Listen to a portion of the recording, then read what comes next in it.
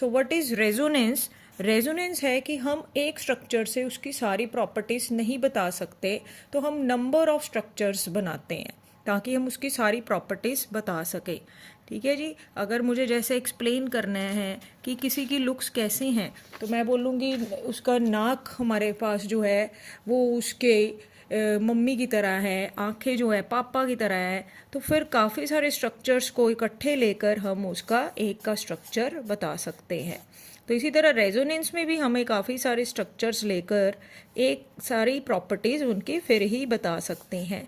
तो ये बेटा हाइब्रिड स्ट्रक्चर आ गया, रेजोनेंस हाइब्रिड कार्बोनेट का आ गया। मैंने डबल बॉन्ड वाले पाई इलेक्ट्रॉन्स की डीलोकलाइजेशन शो कर दी है। अगर मुझे यहाँ पे क्वेश्चन साथ में आ जाए कि मुझे बॉन्ड ऑर्डर भी निकालना है, तो बेटा बॉन्ड ऑर्डर का फॉर्मूला क्या होता है इन रेजोनेटिंग स्ट्रक्चर्स में? तो bond order is number of bonds over number of positions. तो बॉन्ड ऑर्डर निकालने के लिए मैं कोई भी रेजोनेटिंग स्ट्रक्चर पकड़ूंगी।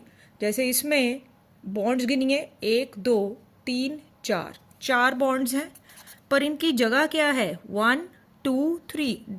ये बॉन्ड डबल बॉन्ड एक ही जगह पे है, इसलिए इसको एक ही गिनेंगे 1 2 3, पोजीशंस आर 3। तो बॉन्ड ऑर्डर आ गया मेरे पास 1.3। तो इस तरह से बॉन्ड ऑर्डर भी निकाल सकते हैं।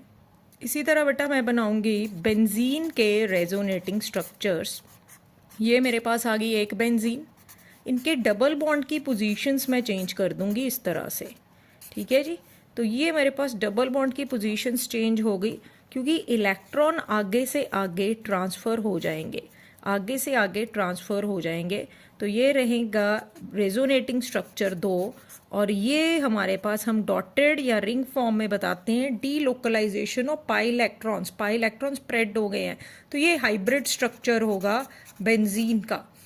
अब इसका बॉन्ड ऑर्डर निकालने के लिए अगेन नंबर ऑफ बॉन्ड्स किसी भी रेजोनेटिंग स्ट्रक्चर में गिने, 6 बाहर हैं बॉन्ड्स और 3 अंदर हैं, टोटल ऑफ 9, लेकिन पोजीशन इनकी 6 ही है।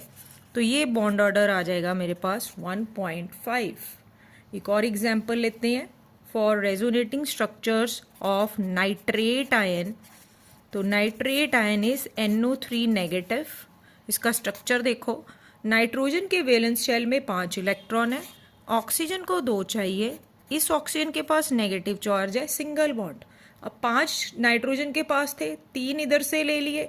अब लेकिन एक और ऑक्सीजन बचती है जिसको 2 इलेक्ट्रॉन चाहिए, तो यहाँ पे बनेगा कोऑर्डिनेट बॉन्ड। तो कोऑर्डिनेट बॉन्ड कब बनता है? जब सेंट्रल एटम को और इलेक्ट्रॉन्स की ज़रूरत नहीं है शेयरिंग के लिए, लेकिन